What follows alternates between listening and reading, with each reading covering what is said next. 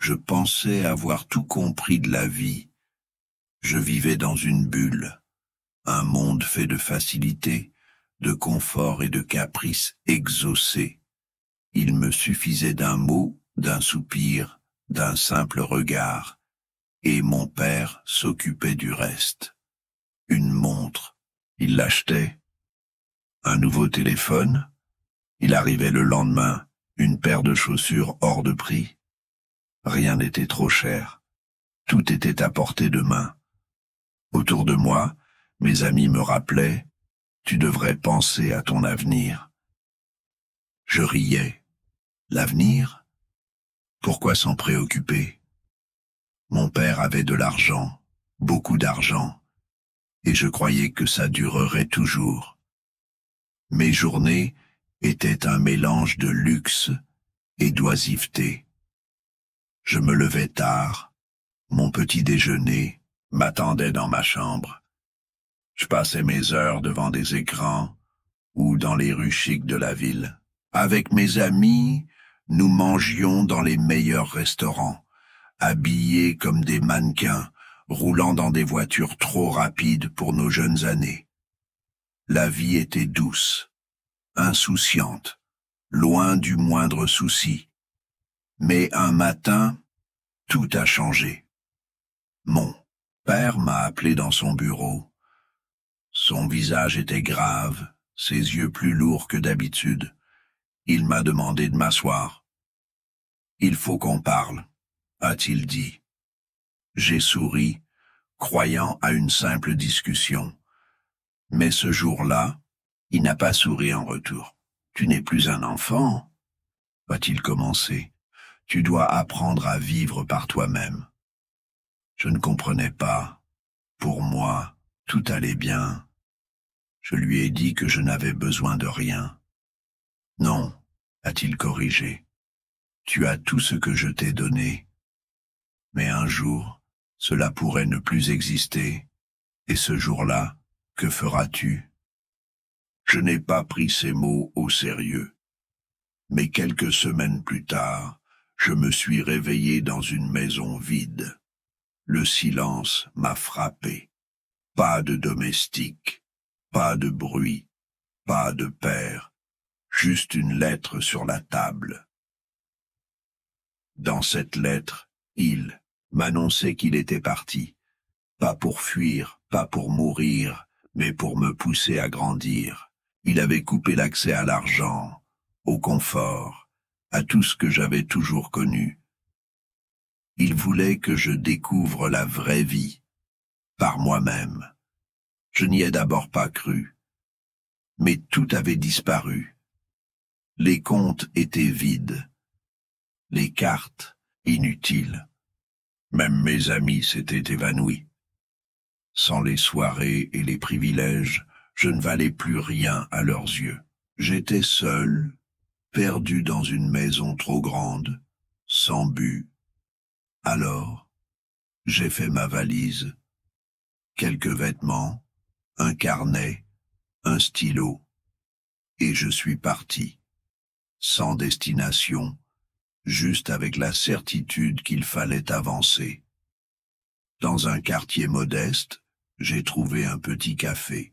Je suis entré, hésitant. J'avais faim, mais pas d'argent.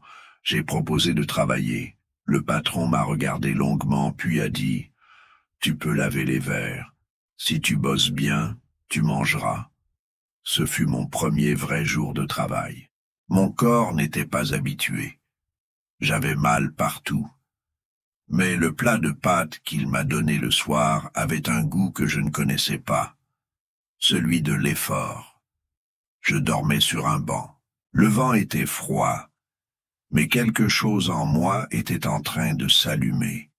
Une fierté nouvelle, un sentiment d'exister. Le lendemain, je suis revenu. Le patron m'a regardé, surpris. « T'es revenu ?» J'ai hoché la tête. Je veux continuer. Jour après jour, j'ai appris à servir, à sourire, à écouter. Une vieille dame venait chaque matin. Elle me racontait sa jeunesse, ses rêves oubliés. Elle disait souvent, « Tu as de beaux yeux, mais tu ne regardes pas encore vraiment la vie. » Je ne comprenais pas ces mots, mais je les gardais précieusement. Le patron m'a appris la cuisine, le respect des gestes simples. Il m'a dit un jour, « Le secret, ce n'est pas l'argent, c'est l'amour qu'on met dans ce qu'on fait. » Et là, j'ai compris, lentement, que la vie n'était pas faite de choses, mais de sens, d'attention, de présence. Un soir, alors que je balayais la terrasse, j'ai vu une silhouette familière. Mon père. Il ne disait rien, il m'observait.